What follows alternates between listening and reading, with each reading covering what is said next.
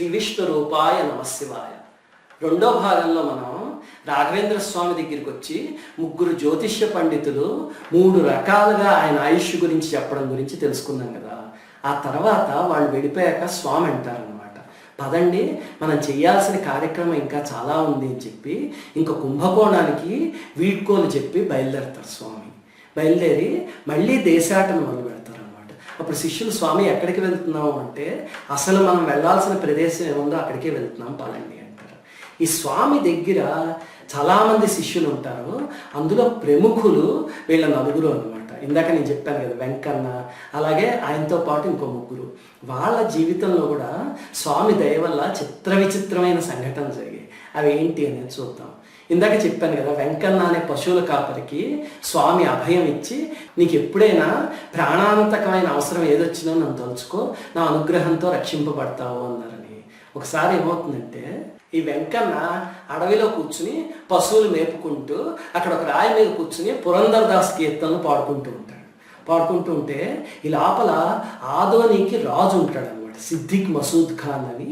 ఆ రాజు ఒక 2 కలిసి గుర్రం మీద వస్తూ ఉంటే సరిగ్గా ఈ అడవిలోకి ఈ ప్రాంతానికి వచ్చేసరికి వార్తాహరుడు 2 లేఖలు తీసుకొచ్చిస్తాడు. ఇచ్చి, మహారాజా ఇదిగో మీకోసం అని. ఆ లేఖలు ఏంటో, అందులో ఉన్న భాష రాజుకి అర్థం కాదు, ఎందుకంటే అది ఆ ప్రాంతీయ భాషలో రాసి ఉంటాయి అన్నమాట. అర్థం కాకపోతే పక్కన ఉన్న 2 అడిగితే వాళ్ళు కూడా, మహారాజా మాకు ఈ భాష తెలియదు అంటారు. వెంటనే ఈ వెంకన్న అక్కడ కూర్చుని పాటలు పాడుకుంటూ ఉంటాడు కదా పురంధరదాస్ కీర్తనలో. ఓహో, ఇతను ఎవడో ఇలాంటి పాటలు పాడుతున్నాడు అంటే ఇతనికి తెలిసే ఉంటుందని, ఇలా రా నువ్వు ఈ లేఖలో ఏముందో చదువు అంటాడు. అనేసరికి వెంకన్న, మహారాజా నాకు చదువు రాదు, నేను చిన్నప్పటి నుంచి చదువుకోలేదు, నిరక్షరాస్యుని అంటాడు. అంటే అబద్ధాలు ఆడుతున్నావు నువ్వు, అక్కడ కూర్చొని శుభ్రంగా కీర్తనలు పాడుతున్నావు కదా, చదువు రాని వాడు ఎవడైనా అలాంటివి పాడగలరా, ఏంటో అబద్ధాలు చెప్తున్నావా, తలకే ఎగిరిపోతుంది జాగ్రత్త అంటాడు. వెంటనే పక్కన ఉన్న వాళ్ళందరూ, అయ్యి బాబు, ఈ మహారాజు ఆగ్రహం వచ్చినా అనుగ్రహం వచ్చినా సరే రెండు ఎక్స్ట్రీమ్స్ అవి, జాగ్రత్తగా ఉండు నువ్వు, ఎందుకైనా మంచి చదవకపోతే నీ తల ఎగిరిపోతుంది అంట. దాంతో వెంకన్నకి చెమటలు పోసేస్తాయి, ఏం చేయాలో అర్థం కాదు. అప్పుడు రాఘవేంద్ర స్వామి ఇచ్చిన అభయం గుర్తొచ్చి ఒక్కసారి లేఖ తీసి స్వామికి దండం పెట్టి, స్వామి నేను నిరక్షరాస్యుణ్ణి, కానీ ఆ రోజు మీరు తల మీద చేయి పెట్టారు కదా, అంతకన్నా అనుగ్రహం ఏముంటుంది, ఇప్పుడు ఈ లేఖలు చదివే శక్తిని మీరు ప్రసాదించండి స్వామి అని నమస్కారం పెట్టుకుని చదవడం మొదలు పెడతాడు. అంతే, అలా చదువుకుంటూ వెళ్ళిపోతాడనమాట. మొత్తం జ్ఞానం అంతా వచ్చేస్తుంది అతని బుర్రలోకి. ఆ లేఖల్లో ఇంతకీ ఏముంటుందంటే, ఒక సైన్యాధిపతి ఒక రాజ్యాన్ని జయించడానికి వెళ్తాడు, ఈ రాజుగారి సైన్యాధిపతి. అతను అక్కడ జయించాడు అనే శుభవార్త ఒకటి, రెండోది రాజు కొడుకు పుట్టాడు అన్నది ఒకటి ఉండేసరికి దాంతో రాజు మురిసిపోయి, ఆహా 2 శుభవార్తలేను, నీ నోటంట విన్నాము, నీకు ఇప్పుడు ఏమి ఇవ్వాలి నేను అని చూస్తే ఏముండవు రాజు దగ్గర. దాంతో సరే అయితే ఒక పని చేస్తున్నాను, నిన్ను ఆదోనికి నవాబు కింద నియమిస్తున్నాను, నువ్వు వచ్చి అక్కడ పని చెయ్యి అని చెప్తాడు. చూడండి, ఒక పశువులు కాసుకునే అతనికి స్వామి దయ వల్ల నవాబుగిరి వచ్చేసింది అనమాట. దాంతో అతను పరమానంద పడిపోయి ఆదోని వెళ్ళిపోతాడు. ఆ తర్వాత పెళ్లి చేసుకుని పిల్లలు అన్నీ, రాఘవేంద్ర స్వామి ఎప్పుడు ఆదోని వస్తారా అని చెప్పి 1000 కళ్ళతో ఎదురు చూస్తూ ఉంటాడు అనమాట స్వామి కోసం. ఆ తర్వాత స్వామి వెళ్తారు, అక్కడ ఒక విచిత్రం జరుగుతుంది, అదేంటి అనేది చూద్దాం.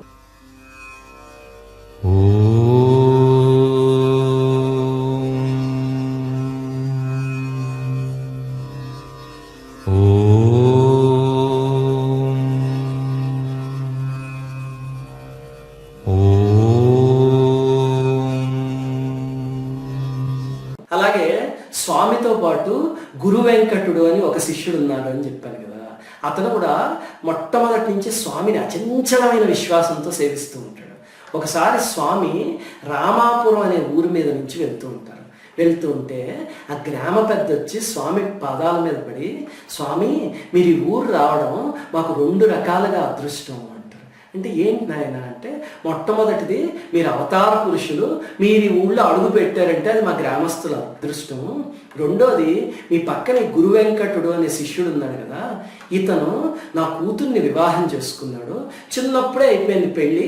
ఆ కాలంలో బాల్య వివాహాలు జరిగేవి కదా, చిన్నప్పుడే వివాహం అయిపోయాక నాకు సద్గురువు కావాలి అని అన్వేషణలో వెళ్ళిపోయాక ఇదిగో మళ్ళీ ఇప్పుడు తిరిగి వస్తున్నాడు. మా అమ్మాయి ఏమో ఈ లోపల రజస్వలైంది, అయ్యి ఎప్పుడు అల్లుడు వస్తాడా అని చెప్పి చూస్తున్నాను స్వామి, ఇన్నాళ్ళకి వచ్చాడు మీ దయ వల్ల, వీళ్ళిద్దరికీ ఈరోజు శుభకార్యం ఏర్పాటు చేద్దాం అనుకుంటున్నాము, మీరే ఆశీర్వదించాలి అంటారు. అని ఆ అమ్మాయిని కూడా తీసుకొచ్చి ఈ దంపతులు ఇద్దరిని స్వామి పాదాల మీద పడి ఆశీర్వాదం తీసుకోమంటారు.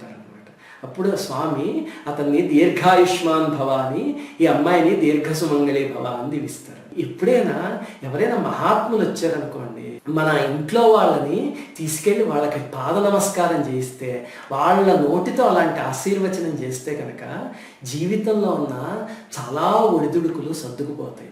అందుకే మన పూర్వీకులు ఎప్పుడూ మహాత్ములు ఎవరు వచ్చినా ముందు వాళ్ళ కాళ్ళకి దండం పెట్టండి అని చెప్పేది అందుకే అనమాట. ఇప్పుడు చూడండి ఇతని జీవితంలో ఎలా జరుగుతుంది అనేది. ఇతను స్వామితో, స్వామి నాకు ఆ సంసారాలు లంపటం అది ఇష్టం లేదు అని మొదలు పెడితే స్వామి అలా చేయకూడదు, పితృరుణం తీర్చుకుని తీరాలి, నా జీవితం చూడు నేను ఏం చేశాను, తర్వాత నువ్వు మళ్ళీ వద్దుగాని కొన్ని సంవత్సరాల పాటు నీ భార్యతో దాంపత్య సుఖం అనుభవించు, పిల్లల్ని కను నువ్వు, ఆ తర్వాత ఈ మార్గంలో వెళ్దిగాని అని చెప్పి పంపిస్తారు. ఆ రోజు రాత్రి ఈ గురు వెంకటుడికి భార్యకి శోభనం అనమాట. సరిగ్గా ఇతను ఆ గదిలో కూర్చునేసరికి ఒక త్రాచుపాము వచ్చి తను కాటేస్తుంది. వేసి ఎంత బలంగా వేస్తుందంటే కాట్లు క్షణాల్లో చనిపోతాడు ఇతను. చనిపోతే భార్య లోపలికి వచ్చి చూసేసరికి శరీరం అంతా రంగు మారిపోయి ఉంటుంది, చనిపోయి ఉంటాడు. దాంతో గ్రామస్తులందరూ చూసి అయ్యయ్యో ఇలా జరిగింది ఏంటి అని బాధపడతారు. పాపం ఈ అమ్మాయి కన్నీరు మున్నీరుగా ఏడుస్తూ రాఘవేంద్ర స్వామి దగ్గరికి వెళ్తుంది. వెళితే స్వామి చూసి అదేంటమ్మా ఇంత రాత్రి వేళ వచ్చావు అంటారు. అంటే స్వామి మీరు ఉదయం నన్ను ఏం ఆశీర్వదించారు స్వామి అంటారు. అంటే దీర్ఘ సుమంగళి భవాన్ని ఆశీర్వదించాను, మరి మీ ఆశీర్వచనం ఎలా తప్పింది స్వామి అంటే ఏమైంది అంటారు. ఈ లోపల ఈ దేహాన్ని మోసుకొస్తారు అనమాట. అప్పటికి అతను చనిపోయి ఉంటాడు. స్వామి చూసి అయ్యో మా గురు వెంకటుడికి ఇలా జరిగిందా, ఏమీ లేదు బతుకుతాడు ఉండండి అని చెప్పి అక్కడి నుంచి ఇంత మట్టి తీస్తారు. తీసి ఆ మృత్తికని మంత్రించి అతను నోరు తెరవండి అని చెప్పి నోట్లో వేస్తారు. అంతే దెబ్బకి ఆ రంగు మారిపోయిన అతను కూడా ఒక 20 నిమిషాల్లో మామూలు రంగుకి వచ్చేసి లేచి కూర్చు. అలాగనే స్వామి దగ్గర రామచంద్రుడు అని ఇంకొక శిష్యుడు ఉంటాడు. ఆ శిష్యుడు ఒకసారి పొద్దున్నే స్వామి మృత్తికా స్నానం చేస్తూ ఉంటారు అనమాట. అంటే మట్టి ఒళ్ళంతా పూసుకుని దాన్ని ఇలా నడుచుకుంటూ స్నానం చేస్తూ ఉంటే అప్పుడు వచ్చి స్వామి నాకు ఆ గురు వెంకటుడిని చూశాక వివాహం చేసుకోవాలని కోరిక పుట్టింది, నేను కూడా మా ఊరు వెళ్ళి పెళ్లి చేసుకుంటాను, ఆశీర్వదించండి అంటారు. అంటే స్వామి తప్పకుండా వెళ్ళరా, అదే సరైన నిర్ణయము, వెళ్ళు అని చెప్తారు. చెప్తే అతను స్వామి వివాహం అంటే చాలా ఖర్చుతో కూడుకుంది కదా, నా దగ్గర వెనకేసుకున్నది ఏమీ లేదు అని నసుగుతాడు. అంటే ఏదైనా ఇవ్వండి అన్నట్టు. స్వామి సరే అయితేను నీ ఉత్తరీయం పట్టు అంటారు. అంటే అతను ఉత్తరీయం కొంగు ఇలా పడతాడు. పట్టేసరికి ఆయన మృత్తికా స్నానం చేస్తున్నారు కదా, ఆ మృత్తిక ఇలా నలిచి ఆ మట్టి ఇంత తీసి అందులో వేసి ఇది పట్టుకెళ్ళు, శుభం జరుగుతుంది, కళ్యాణం వస్తుంది అంటారు. అంటే అతను ఆశ్చర్యపోతాడు. కానీ రాఘవేంద్ర స్వామి శక్తిని పక్కనే ఉండి ఎన్నో సంవత్సరాల పాటు చూసిన వ్యక్తి కదా, అంత ఖచ్చితంగా స్వామి ఇచ్చారు అంటే ఇది ఆశీస్సులు అని చెప్పి తీసుకెళ్తాడు అనమాట. తీసుకెళ్ళి 2 రోజులు ప్రయాణం చేసి అలా వెళ్తూ ఉంటాడు. ఈ లోపల రాత్రి అయ్యి అక్కడ సేద తీయటం కోసం అని ఒక ఇల్లు ఉంటుంది ఊరి చివర, దాని అరుగు మీద పడుకుంటాడు అనమాట. పడుకుంటే ఓ రాత్రి వేళ ఏమవుతుంది, ఆ ఇంట్లోంచి గట్టిగా పసిపిల్లవాడి ఏడుపు వినిపిస్తుంది. ఆహా మగపిల్లవాడు పుట్టాడు అని ఆ ఇంట్లో అందరూ సంతోషంతో కేకలేస్తూ ఉంటారు అనమాట. ఈ లోపల ఒక శక్తి ఏదో ఇతన్ని అరుగు మీద నుంచి తోసేయడానికి విశ్వ ప్రయత్నం చేస్తూ ఉంటుంది. ఏంటో కనిపించదు, కానీ బలంగా, అంటే ఒక పెద్ద తుఫాన్లో మనం నించుంటే గాలికి ఎదురుగుండా మనం ఎలా తోసేస్తుందో అలా తోసేస్తూ ఉంటుంది అనమాట.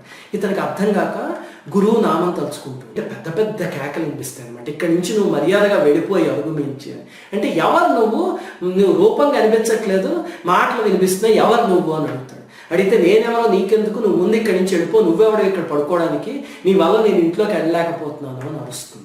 ఈ గొడవ అంతటికి ఆ ఇంట్లో వాళ్ళు బయటకు వస్తారు. వస్తే ఆ అరిచిన దుష్టశక్తి ఒక నల్లటి ఆకారం తీసుకుంటుంది అనమాట. తీసుకునేసరికి అది చూసి వాడు భయపడిపోయి అయ్యో స్వామి మీరే రక్షించాలి మమ్మల్ని అంటారు. అంటే ఆ శక్తి రక్షించడం లేదు, ఏం లేదు, ముందు ఇక్కడి నుంచి పో, నువ్వు నీ వల్ల నేను లోపలికి వెళ్ళలేకపోతున్నాను, నువ్వు వెళ్ళిపోతే నేను లోపలికి వెళ్ళి నా పని పూర్తి చేసుకోవాలి అంటుంది. అప్పుడు ఇతను వాళ్ళ కేసు తిరిగి ఏంటిది అంటే, స్వామి మా దురదృష్టం, ఇప్పటికీ 7 సార్లు మాకు పిల్లవాడు పుట్టాడు, పుడితే ప్రతిసారి ఏదో శక్తి వస్తుంది, పుట్టగానే ఇక్కడంతా భయంకరంగా అయిపోతుంది, వాతావరణం అంతా అలజడొచ్చి వెంటనే ఆ పిల్లవాడు చచ్చిపోతాడు, మళ్ళీ అంతా మామూలుగా అయిపోతుంది. అది ఏదో దుష్టశక్తి చేస్తోందని తెలుసు, దాని నుంచి ఎలా బయటపడాలో మాకు అర్థం కాలేదు. నువ్వెవరో మహిమాన్వితుల్లా ఉన్నావు, నీ వల్ల ఆ శక్తి మా ఇంట్లోకి రాలేకపోతుంది, అందుకే ఇప్పటికీ మాకు పుట్టిన కుమారుడు బతికున్నాడు, స్వామి నువ్వే రక్షించాలి అంటారు. అంటే అప్పుడు ఇతను ఇది నా శక్తి కాదు, ఓహో నా గురుదేవుడు ఇచ్చిన ఈ మృత్తికా మహిమ అన్నమాట ఇదని చెప్పి ఆ కొంగు తీస్తాడు. తీసేసరికి ఆ నల్లటి ఆకారం చూసి అదే నన్ను లోపలికి రానివ్వట్లే ఆ శక్తే, ముందు అది బయటపడే అంటుంది. అంటే ఉండి పడేస్తానని చెప్పి అందులోంచి మృత్తిక తీసి స్వామిని తలుచుకొని ఒక్కసారి జల్లుతాడు. అంతే జల్లగానే ఆ శక్తి మొత్తం నాశనం అయిపోయి దానికి అంతకన్నా గొప్ప జీవితం వచ్చి పైకి వెళ్ళిపోతుంది. అంటే అప్పుడు ఆ ఇంట్లో వాళ్ళు సంతోషించి లోపలికి తీసుకెళ్ళి ఆతిథ్యం ఇచ్చి ఎవరు నువ్వు అని అడుగుతారు, అసలు ఆ మట్టి ఏంటి, దాని శక్తి ఏంటి అని. అప్పుడు తన కథ మొత్తం చెప్తాడు. చెప్తే వాళ్ళు పరమానంద భరితులైపోయి ఆ యజమాని అంటాడనమాట, నా భార్యకి ఒక చెల్లెలు ఉంది, నా మరదలు, తనకి ఈ మధ్య సంబంధాలు చూస్తున్నాము, యోగ్యుడైన భర్త దొరుకుతాడేమో అని, నీకన్నా యోగ్యుడు ఇంకెవడుంటాడు, అందుకని నీకే ఇచ్చి పెళ్లి చేస్తాము అని చెప్పి అతనికి ఇచ్చి వివాహం చేస్తారు. చూడండి, స్వామి మృత్తికా మహిమ అక్కడ ఒక దుష్టశక్తికి ఉత్తమమైన జన్మిచ్చింది, ఇక్కడ ఈ పిల్లవాడిని బతికిచ్చింది, ఈ శిష్యుడికి ఏ వివాహం కోసం అయితే వెళ్ళాడో ఆ వివాహం జరిగిపోయేలా చేసింది. ఆ తర్వాత స్వామి వెళ్తూ ఉంటే ఒక చోట ఒక జమీందారు స్వామిని ఆహ్వానిస్తాడు. కిరీటగిరి అనే ఊరి దగ్గర ఆ ఊరి జమీందారు వెంకట్రాయ దేశాయ్ అని ఉంటాడు అనమాట. అతను ఆహ్వానించి, స్వామి మీరు మీ శిష్యులు అందరూ మా సంస్థానంలో కాలు పెట్టి మా ఆతిథ్యం స్వీకరించాలి అని అంటే, స్వామి సరే అంటారు. అని వెళ్ళి ఆ సంస్థానంలో ఉండి అక్కడ మూలరాముడికి పూజ చేస్తారు. ఈ జమీందారు ఈ శిష్యులందరికీ ఆతిథ్యం ఇవ్వడం కోసం పదార్థాలన్నీ సిద్ధం చేయించి, అలాగనే మంచి మామిడి పళ్ళు దొరుకుతాయి అక్కడ, అవి తీసుకొచ్చి గంగాళం నిండా రసం తీయించి వీళ్ళకి అందరికీ ఇద్దామని చూస్తాడు అనమాట. ఆ జమీందారు పిల్లవాడు చిన్నవాడు ఉంటాడు అనమాట.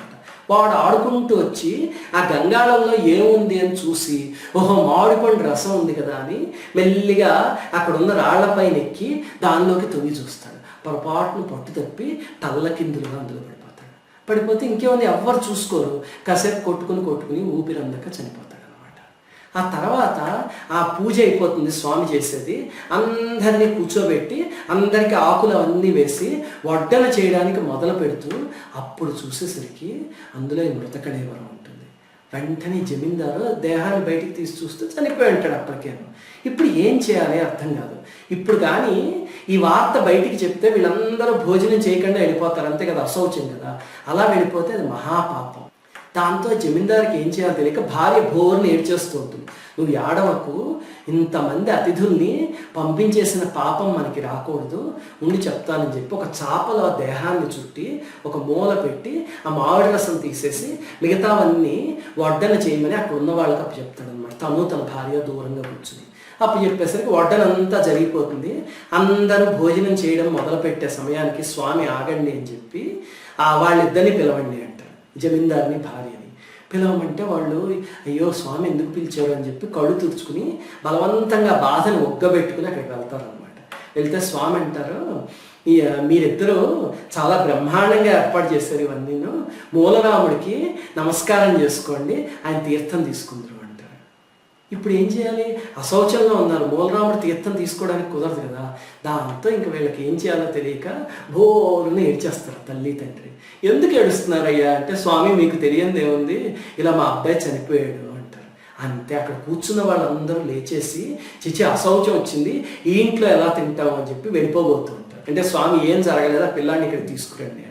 తీసుకొస్తే మళ్ళీ మామూలుగానే మూలరాముడికి అభిషేకం చేసిన మంత్రజలం తీసి ఆ కుర్రవాడి మీద చల్లుతారు, వెంటనే లేచి కూర్చుంటాడు ఆ కుర్రవాడు. ఇలాంటివి రాఘవేంద్ర స్వామి చరిత్రలో అడుగడుగునా కనిపిస్తాయి మనకి. అలాగనే స్వామి అలా వెళ్తూ ఆ దారిలో సిరిసింగి అని ఒక గ్రామం దగ్గర నుంచి వెళ్తూ ఉంటారు. ఆ గ్రామంలో ఉన్న వేద పండితులందరూ వచ్చి స్వామి పాదాల మీద పడి, స్వామి మీరే శరణం, మీరే రక్షించాలి అని ఏడుస్తారు అనమాట. అప్పుడు స్వామి ఏం జరిగింది అంటారు. అంటే అప్పుడు ఇక్కడ దేశాయ్ అని ఒక బలవంతుడు ఉన్నాడు స్వామి. వాళ్ళ పూర్వీకులు చాలా గొప్పవాళ్ళు. వాళ్ళు మేము వేద పండితులం కదా అని మాకు మా తండ్రులకి తాతలకి ఎన్నో భూమాన్యాలు అవన్నీ ఇచ్చారు. వీడేమో నాస్తికుడు, దేవుణ్ణి నమ్మడు. దాంతో మా అందరినీ వాదనకి పిలిచి ఎందుకు వేదం చదువుతున్నారు అంటే వేదం చాలా శక్తివంతమైంది. ఏదో శక్తిని ఇక్కడ నిరూపించండి చూస్తాను. మీరు ఉంటారు కదా మనకి ఇప్పటికీ టీవీ ఛానల్లో ఆ బాపత్ అన్నమాట. దేవుడు ఎక్కడున్నాడు ఉంటే కనుక నా ముందుకు తీసుకొచ్చి నిరూపించని చూస్తాను అని చెప్పి ఇలాంటి వితండవాదం చేయడము. మేమేం చేయలేకపోయేసరికి మా మాన్యాలన్నీ లాగేసుకున్నాడు. అడిగితే అతను చాలా బలవంతుడు, తిరిగేసి తంతున్నాడు. ఏం చేయాలో అర్థం కాలేదు స్వామి, మీరే రక్షించాలి అంటే రాఘవేంద్ర స్వామి సరే అయితే పద చూద్దాం అని చెప్పి అతను పిలుచుకురమ్మంటారు. అంటే స్వామి పిలిచేసరికి వస్తాడు ఆ దేశాయ్. వచ్చి అసలు స్వామికి నమస్కారం చేయడం కానీ ఏదో ఉండదు. నడుము మీద ఇలా చేతులు వేసుకుని ఏంటి నువ్వు ఇంకో సన్యాసివా అంటాడు. అంటే అప్పుడు స్వామి అది వేరే పక్కన పెట్టు, వీళ్ళందరినీ ఎందుకు ఏడిపిస్తున్నావు అంటే వీళ్ళందరూ శుభ్రంగా అన్నాలు తిని ఒళ్ళు కొవ్వెక్కి వేదం అనే దాన్ని వెనకాల పోతున్నారు. కష్టపడి పొలంలో పని చేయలేరా, వాళ్ళ భోజనం వాళ్ళు సంపాదించుకోలేరా, అందుకే అన్నీ లాగేసుకున్నాను. అది చదవడం మానేసి ముందు ఆ పొలంలో పని చేయమని అంటాడు. అంటే అప్పుడు స్వామి అంటారు, నాయన ఏ వర్ణం వాళ్ళకి వాళ్ళ బాధ్యత వాళ్ళకుంది. వీళ్ళు వేద పండితులు, వీళ్ళు అలా వేదం చదవడం వల్ల యజ్ఞాలు చేయడం వల్లే ఇక్కడ వర్షాలు కురుస్తున్నాయి, పంటలు పండుతున్నాయి, అలాగే చెట్లన్నీ ఇంత పచ్చగా ఉన్నాయి. వాళ్ళ పని వాళ్ళు చేస్తున్నారు. ప్రతివాడు పొలంలో పని చేయడు కదా, ఎవరి బాధ్యత వాళ్ళు చేయాలంటేను తప్పలా మూర్ఖంగా మాట్లాడకూడదు, వాళ్ళు చదువుకొని అంటారు. అంటే నిజంగా అంత శక్తి ఉందా వేద మంత్రాలకి? ఉంటే కనుక మీరు నిరూపించండి చూస్తాను అంటారు. అంటే ఏం నిరూపించాలంటారు? అక్కడ ఏం చేస్తాడు, ఆ చుట్టుపక్కల ఒక రోకలు ఉంటుంది. రోకలు దంచుతారు చూడండి, అది పట్టుకొచ్చి అక్కడ పెట్టి ఇది కూడా చెక్కే కదా, రోకలు అంటే ఇది చెక్క నుంచి తయారైందే కదా, దీన్ని చిగురింప చేయండి అప్పుడు నమ్ముతాను అంటాడు. అంటే స్వామి నాయన మంత్రశక్తి ఎప్పుడు ప్రదర్శనానికి కాదయ్యా, నిదర్శనానికి. ఎవరికైనా ఏదైనా కష్టం ఉంటే వాళ్ళని తీర్చడానికో లేకపోతే భగవంతుడి వైపుకి తిప్పడానికో ఉపయోగించాలి తప్ప ఇలా ప్రదర్శనానికి వాడకూడదు అంటారు. అంటే అయితే మీకు ధైర్యం లేక ఇలాంటి కబుర్లన్నీ చెప్తున్నారు, ఉంటే చేయండి అంటారు. సామాన్యంగా మహాత్ములు ఇలా మహిమల్ని ప్రదర్శన కోసం ఎప్పుడు చేయరు. మీరు ఏ మహాత్ముడి చరిత్ర అయినా చూడండి, మనకు కొన్నిసార్లు అనిపిస్తుంది ఈ టీవీల్లో నాస్తికులు ఛాలెంజ్ చేస్తే ఈ మహాత్ములు వచ్చి కూర్చొని అక్కడ చేసేయచ్చు కదా అని. కానీ వాళ్ళు అసలు పట్టించుకోరు వాటిని. ఎందుకంటే వాళ్ళకి మానం అవమానం అలాంటివి ఏమి ఉండవు. ఎంతసేపు వాళ్ళు బ్రహ్మం గురించి ఆలోచిస్తారు. అంతా ఆ పిలిచే నాస్తికుల్లో కూడా భగవంతుడిని చూసి పొంగిపోతారు తప్ప వాళ్ళు తిడుతున్నట్టుగా అనుకోరు. అందుకే ఏ మహాత్ముడైనా చూడండి, మీరు ఎప్పుడు ఒక చోటకు వచ్చి వాళ్ళ మహిమని ప్రదర్శన చేయడం అనేది జరగదు. కానీ వాళ్ళతో పాటే మనం ఉంటే ఎన్నో నిదర్శనాలు మనం చూడొచ్చు భగవంతుడి శక్తికి సంబంధించి. ఈ సంఘటనలో మాత్రం స్వామి సరే అయితే అలాగే చేస్తాను, నీ చేత్తోనే దాన్ని పాతూ అంటారు. అంటే అతను ఎలా చిగురుస్తుంది, ఎండిపోయిన రోకలు ఇది అని చెప్పి సరే చూద్దామని పెద్ద గొయ్యి తీసి రోకలు ఇక్కడ పాతాడు. పాతే స్వామి సరే అయితేను ఇక్కడ కూర్చుని పూజ చేద్దామని చెప్పి పూజ చేసి రాముల వారికి పూజ చేసిన జలంతో దానికి అభిషేకం చేస్తారు. ఏమవ్వదు. అవ్వకపోతే పక్క రోజు కూడా అలా చేస్తారు. ఇతను ఏం చేస్తాడు, ఇంకొక చెట్టు కొమ్మ ఏదో తీసుకొచ్చి అక్కడ పాతేస్తారేమో అని చుట్టూ కాపలా పెడతాడు జనాల్ని. పెడితే స్వామి రోజు పూజ అయ్యాక తీసుకొచ్చి మంత్రజలం పోయడం. సరిగ్గా 3వ రోజు పోసేసరికి దాని నుంచి చిగురు వస్తుంది. అదిరిపోతాడు అతను. 4వ రోజు పోసేసరికి ఆకులు వస్తాయి. 5వ రోజు చిన్న పనస పిండి వస్తుంది అనమాట. దాంతో ఆశ్చర్యపోయి స్వామి మీరు అపార మహిమాన్వితులు, క్షమించండి, నన్ను ఏం చేయమంటారు చెప్పండి అంటే నాకేమి చేయక్కర్లేదు, వీళ్ళ దగ్గర లాక్కున్న మాన్యాలన్నీ ముందు వాళ్ళకి ఇచ్చేయి అంటారు. అంటే అవన్నీ ఇచ్చేస్తాడు అనమాట. ఇచ్చేసి స్వామి ఇప్పుడు నన్ను మీ శిష్యుడి కింద స్వీకరించండి అంటే నువ్వు ఇన్నాళ్ళు చేసిన పాపం, ఎంతోమంది వేద పండితుల్ని బాధ పెట్టావు, వాళ్ళ కుటుంబాలు ఏడ్చారు నీ వల్ల తిండి కూడా లేక. ఆ పాపం అనుభవించకుండా ఎక్కడికి పోదు, నీకు కుష్ఠరోగం వస్తుంది తొందరలోనూ, అదంతా అనుభవించాక వచ్చే జన్మలో నువ్వు భగవంతుడి వైపు తిరుగుతావు, అప్పటిదాకా నీ జీవితం ఇంతేను అంటారు అనమాట. ఆ తర్వాత నిజంగానే అతను కుష్ఠరోగం వచ్చి దాదాపు 12 సంవత్సరాలు ఎంత బాధపడి ఆఖరికి వెళ్ళిపోతాడు. అలాగే స్వామి ఈ యాత్ర చేస్తూ ఇంకా రాయచూరు దగ్గరికి వస్తారనమాట. రాయచూరు దగ్గరికి ఎందుకు వచ్చారు అన్నదానికి చాలా కారణం ఉంది, చెప్తాను. వస్తే అక్కడ మాన్వి అనే ఒక ప్రదేశం ఉంది. అక్కడ స్వామి చాతుర్మాస్య దీక్ష చేస్తారు. చేసినప్పుడు ఒకసారి ఏమవుతుందంటే ఒక హరిజనుడు వస్తాడు అక్కడికి. వచ్చి మఠంలో చాతుర్మాస్యం చేస్తూ ఉంటే అయ్యో లోపలికి రాకూడదు అనుకుని ఎక్కడో మూల కూర్చుంటాడు అనమాట. అప్పుడు స్వామి నువ్వు ఇలా రా అని పిలుస్తారు. పిలిస్తే స్వామి నేను హరిజనుడిని రాకూడదు. హరిజనుడే హరికి సంబంధించిన జనుడయ్యా, నీకేంటి ఇలా రా అని చెప్పి పిలుస్తారు స్వామి. పిలిచి నువ్వు మూలరాముడికి నమస్కారం చేసుకో అంటారు. అనగానే అతను వెళ్ళి గబగబా స్నానం చేసేసి మంచి బట్టలు వేసుకుని వచ్చి మూలరాముడికి నమస్కారం చేసుకోగానే అదేంటయ్యా, రాముల వారి దర్శనానికి రమ్మన్నాను, ఉత్త చేతులతో వచ్చావు, రాముడికి సమర్పించడానికి ఏం తేలేదా అంటారు నవ్వుతూ. అంటే అతను స్వామి నా దగ్గర ఏమీ లేవు అంటాడు. అంటే ఏమీ లేవా అంటే ఏమీ తేలేదు స్వామి, మేము ఇస్తే మీరు స్వీకరిస్తారో లేదో అని అనుమానంతో తేలేదు, నేను అంటరాని వాడిని అంటాడు. అంటే ఇప్పుడు స్వామి అంటారు, ఎవరు అంటరాని వాళ్ళయ్యా, అందరిలోనూ ఉన్న ఆత్మ ఒకటే కదా, ఏంటి దేహాన్ని చూసా పుట్టిన కులాన్ని చూసా అలా అనుకునేది, నువ్వు రాముడికి ఏదో ఒకటి సమర్పించి తీరాల్సిందే ఈరోజు, అది మేము అందరం స్వీకరిస్తామంటారు. అప్పుడు అతను ఆలోచించి స్వామి నా దగ్గర కొన్ని ఆవాలు ఉన్నాయి అని చెప్తే, ఓ మరి ఏం లేదంటామే, పెట్టి అక్కడ పెట్టి మా రాముడికి అదే నివేదిద్దామంటారు. అంటే ఆవాలు తీసి అక్కడ పెడతారు.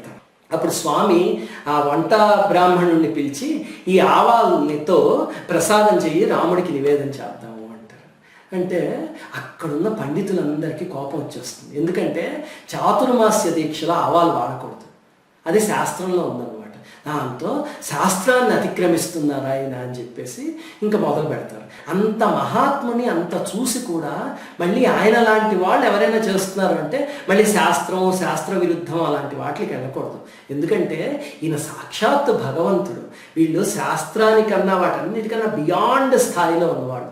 కానీ మనలో చాలామందికి కొంచెం వేదం చదువుకోగానే కొంచెం శాస్త్రం చదువుకోగానే మహాత్ముల్ని ఛాలెంజ్ చేయడం మొదలైపోతుంది. ఏది ఈ మహాత్ముడి గురు పరంపర ఏంటి నిరూపించని చూద్దాం, అప్పుడు చూద్దాం. గురు పరంపర లేనివాడు మహాత్ముడు ఎలా అవుతాడండి?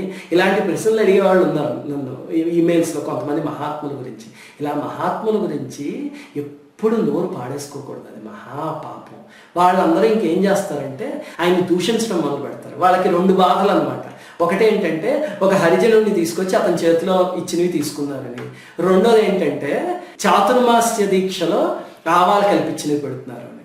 అప్పుడు స్వామి సరే అయితే ముందు ఆ ప్రసాదం చేసి పట్టండి అనేసరికి పట్టుకొస్తే అప్పుడు సంకీర్తన చేయండి అని చెప్పి వాళ్ళందరి చేత చేయిస్తుంటే అతను కూడా అలా ఆనంద పారవస్యంలో రామనామం చేస్తుంటే అందరూ చూస్తూ ఉండగా మళ్ళీ దివ్య విమానం వచ్చి అతను అందులో వెళ్ళిపోతే ఆశ్చర్యపోతారు వాళ్ళందరూ. అప్పుడు స్వామి అంటారు, ఇప్పుడు చెప్పండి మీరు, ఇందాక అతనిది కులము ఇది అది అని అన్నారు కదా, అతను ఏకంగా ఇప్పుడు సశరీరంగా పైకి వెళ్ళిపోయాడు, మీలో ఎవరైనా అలా వెళ్ళగలరా అనేసరికి అప్పుడు స్వామి మమ్మల్ని క్షమించండి అంటే, క్షమించాలనడానికి గుర్తు ఈ ఆవాలు వేసిన ప్రసాదం తినండి, అలాగే ఇక్కడి నుంచి నా మఠంలో చేసే చాతుర్మాస్య దీక్షలు అన్నిటిలోనూ ఆవాలు వాడాలి ఈ భక్తుడికి గుర్తుగా. ఈ భక్తుడు ఎవరనుకుంటున్నారో, ఇతని పేరు కనకదాసు, మహాభక్తుడు పూర్వజన్మలో కూడాను. నేను నా పూర్వజన్మలో ఉన్నప్పుడు మేమిద్దరం ఉడిపిలో భగవంతుడి గురించి చర్చించుకునేవాళ్ళం, చాలా గొప్ప ఇతను, చిన్న ప్రారంధ కర్మ మిగిలిపోయి ఇలా పుట్టాడు, అందుకే ఇప్పుడు భగవంతుడి దగ్గరికి వెళ్ళిపోయాడు అని చెప్పి అందరినీ పంక్తిలో కూర్చోబెట్టి ఆవాలు వేసిన ప్రసాదం పెడితే వాళ్ళందరూ తింటూ ఉంటారు. ఈ లోపల అక్కడికి ఒక మహాపండితుడు వస్తాడు. అతను కొన్ని గ్రంథాలు రాస్తాడనమాట. స్వామికి చూపించి ఎలా ఉన్నాయి అని అభిప్రాయం అడగడానికి వస్తే స్వామి అవి నేను చూస్తాను కానీ పంక్తిలో కూర్చుని భోజనం చెయ్యి అంటే, సరే స్వామి అని చెప్పి వెళ్ళి కూర్చుంటాడు. కూర్చుని మొదలు పెట్టగానే చూస్తే అందులో ఆవాలు వేస్తుంటాయి. ఇదేంటి చాతుర్మాస్యం అప్పుడు ఆవాలు వాడుతున్నారు, శాస్త్ర విరుద్ధం కదా అంటాడు. అంటే ఆ చుట్టుపక్కల ఉన్నవాళ్ళు స్వామి చెప్పారు అందుకని చేశాము అంటారు. అంటే స్వామి ఎలా చెప్తాడు, తస్మాత్ శాస్త్రం ప్రమాణంతే అని చెప్పి ఇంకా భగవద్గీతలో నుంచి అక్కడి నుంచి శ్లోకాలు అవన్నీ తీసి, అంతటి మహాత్ముడైనా శాస్త్రాన్ని పాటించి తీరాలి, శాస్త్రాన్ని దాటి ఎవరైనా వెళ్ళారంటే వాళ్ళు అసలు మహాత్ములే కాలిపోవాలి అంటే, అప్పుడు వాళ్ళు అంటారు రాఘవేంద్ర స్వామి అవతార పురుషుడైనా కూర్చుని తినంటే నాకు అక్కర్లేదు అని చెప్పి లేచి వెళ్ళిపోయి స్వామి దగ్గరికి వచ్చి, స్వామి అభిప్రాయం చెప్పండి, సెలవు తీసుకుంటున్నాను అంటే, భోజనం చేసావా అంటారు. అంటే అయ్యింది స్వామి అని అటు ఇటు కాకుండా చెప్పి స్వామి వెళ్ళొస్తానంటాడు. అంటే సరే అని చెప్పి మంత్రాక్షతలు స్వామి తీసి, అవి కుంకుమ కలిపిన అక్షతలు అనమాట, సింధూరం కుంకుమ కలిపిన అక్షతలు తనకిచ్చి, మేలు జరుగుతుందిలే వెళ్ళిరా అని చెప్తారు. అంటే అతను అవి తీసుకుని వెళ్ళిపోయాక వాళ్ళ గ్రామం పక్కనే అనమాట. అక్కడికి వెళ్ళి అతని గురువు ఉంటాడు, యాదవాచార్యులు వారని. ఆ గురువు దగ్గరికి వెళ్ళి నమస్కారం చేసుకుని కూర్చుని వేదం చదవటం మొదలు పెడితే ప్రతి నిమిషం వేదమంత్రం మర్చిపోతూ ఉంటాడు. గురువుగారు అందిస్తూ ఉంటారు.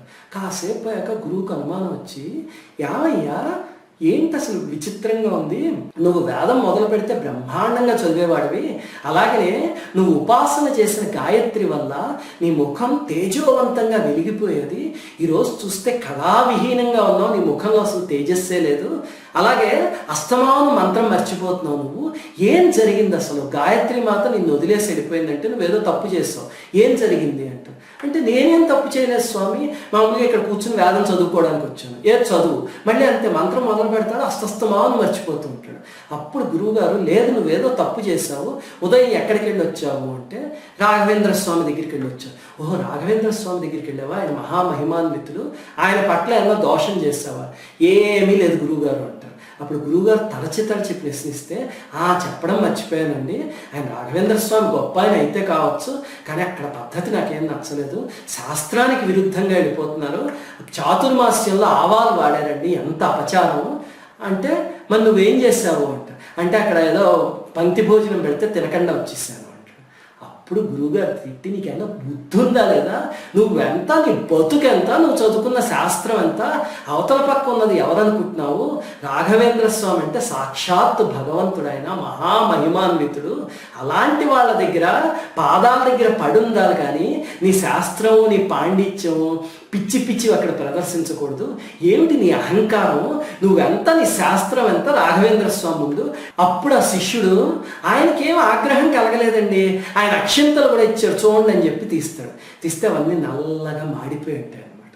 అప్పుడు అంటారు గురువుగారు, వాళ్ళకి ఆగ్రహం సామాన్యంగా కలగదు, ఎందుకంటే వాళ్ళు ద్వంద్వాతీతులు, వాళ్ళకి సంతోషము దుఃఖము కోపము ప్రేమ ఇలాంటివి ఏవి ఉండవు, కానీ మనం తప్పు చేస్తే ఆ పాపం మన్ని కట్టి కుడిపేస్తుంది అంతేను, పద ముందు అక్కడికి అని చెప్పి శిష్యుని తీసుకెళ్ళి పడు రాఘవేంద్ర స్వామి కాళ్ళ మీద అంటారు.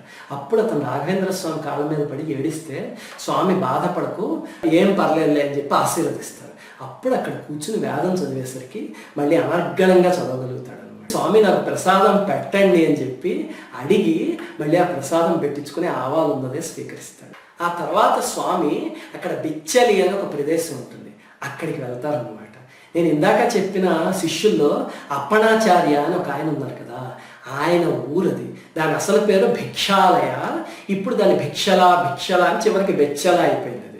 ఆ ఊరు వెళ్తారు స్వామి, తుంగభద్ర అనేది పక్కనే ఉంటుంది అనమాట అప్పణాచార్యుల వారి ఇల్లు, అక్కడికి రండి స్వామి అని ఒక్కసారి ఈయన వేడుకుంటే అప్పుడు స్వామి వెళ్తారు. వెళ్ళి ఈ ప్రదేశాన్ని చూసి చాలా సంతోషించి, ఇక్కడే మేము కొంతకాలం ఉంటాము అని చెప్పి అక్కడ కూర్చుని తపస్సు చేసుకుంటారు. ఇప్పటికి కూడా మీరు మంత్రాలయం వెళ్తే కనుక అక్కడి నుంచి 20 కిలోమీటర్ల దూరంలో ఉంది బిచ్చాలి అనే ప్లేసు, అక్కడ స్వామి కూర్చుని తపస్సు చేసుకున్న రాయి కూడా ఉంది, దాన్ని జపద కట్ట అంటారు అనమాట. అక్కడ కూర్చుని ఆయన కొన్ని సంవత్సరాల పాటు తపస్సు చేశారు, అనుష్ఠానం అవన్నీ రాయి మీద కూర్చుని చేసుకున్నారు. ఇప్పుడు ఆ రాయి చుట్టూ నాగప్రతిష్టలు అవన్నీ చేశారు, మనం వెళ్తే ఆ రాయిని ముట్టుకుని నమస్కారం చేసుకోవచ్చు. స్వామి ఏం చేసేవారు, రోజు అక్కడ కూర్చుని అందరికీ ధర్మ సందేహాలు తీర్చడం, వేదం నేర్పించడం అవన్నీ చేస్తూ ఉండేవారు. అలాగనే ఆయన అనుష్ఠానం అయ్యాక రోజు ఇన్ని పాలు తీసుకెళ్ళి అక్కడ అప్పణాచార్య ఇంటి పక్కనే ఒక పెద్ద పాము కొట్టుండేది, అక్కడ పెడితే ఒక పెద్ద మహాసర్పం వచ్చి రోజు పాలు స్వీకరించి వెళ్ళిపోయేది. అలా స్వామి రోజు పెట్టేవారు అనమాట.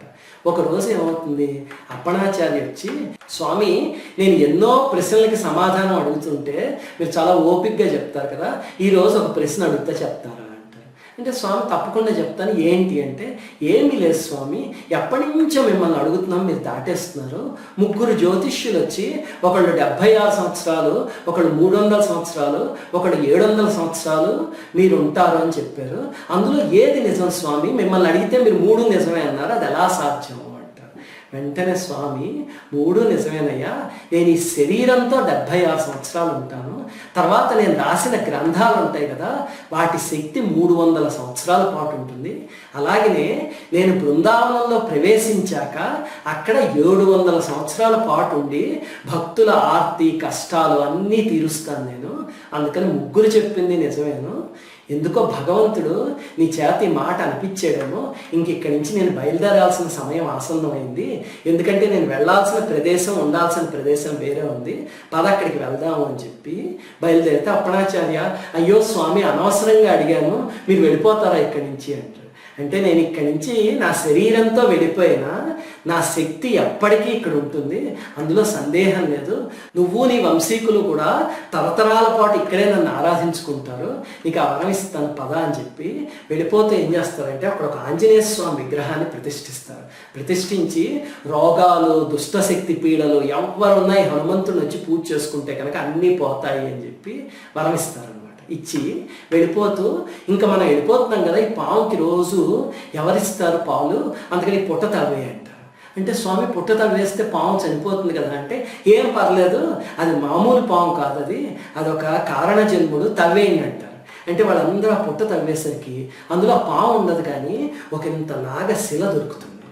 దొరికితే ఇదిగో ఇదే, అది నేను చెప్పాను కదా కారణ జన్ముడని, మనం వెళ్ళిపోతున్నాం కాబట్టి అది కూడా ఇలా అయిపోయింది, ఇక్కడ ప్రతిష్ఠించండి అని చెప్పి ఆ శిలని అక్కడ ప్రతిష్ఠిస్తారనమాట. ఇక్కడ కానీ పూజ చేసుకుంటే నాగదోషాలు అలాంటివి ఏమున్నా సరే పోతాయి అని స్వామి అనుగ్రహించి అప్పుడు బయలుదేరి మాంచాల అనే గ్రామం వస్తారు. ఆ గ్రామంలోకి ప్రవేశించగానే స్వామి పులకించిపోతారనమాట సంతోషంతో. అంటే ఇప్పుడు ఎవరో కుర్రాడు చూడండి, చదువుకి అమెరికాలో వెళ్ళిపోయి ఆ తర్వాత చదువు ఉద్యోగం అన్నీ అయ్యాక ఒక 8 సంవత్సరాలు పోయాక తన గ్రామం వచ్చాడు అనుకోండి, తన ఊరు, మళ్ళీ అక్కడ అన్నీ చూసి పొంగిపోతాడు కదా, ఇక్కడే నేను చిన్నప్పుడు ఆడుకుంది, మా స్కూల్ ఇక్కడే ఉండేది, ఇప్పుడు ఇది పెద్ద బిల్డింగ్ అయిపోయింది ఇలాగా. అలాగే స్వామి ఆ మాంచాల గ్రామం వచ్చి అక్కడ ఉన్నవన్నీ చూసి పొంగిపోతూ ఉంటారు. ఈ శిష్యులకు అర్థం కాదు, ఏంట్రా ఈయన ఇంత సంతోషిస్తున్నారు, సామాన్యంగా స్వామి ఎప్పుడూ నిర్లిప్తంగా ఉంటారు, ఏంటి గ్రామానికి ఈయనకి ఉన్న సంబంధము అని అప్పుడు స్వామిని అడుగుతారు. అడగగానే స్వామి అంటారు, ఇక్కడ తవ్వండి అంటారు. అక్కడ ఒక చోట ఈ శిష్యులు తవ్వేసరికి ఒక హోమగుండం బయటపడుతుంది. అది చూసి స్వామి, ఇదే ఆ హోమగుండం, అబ్బా మళ్ళీ ఎన్నాళ్ళకి చూసా దీన్ని అని మురిసిపోతారు. అక్కడ కూర్చుంటారు.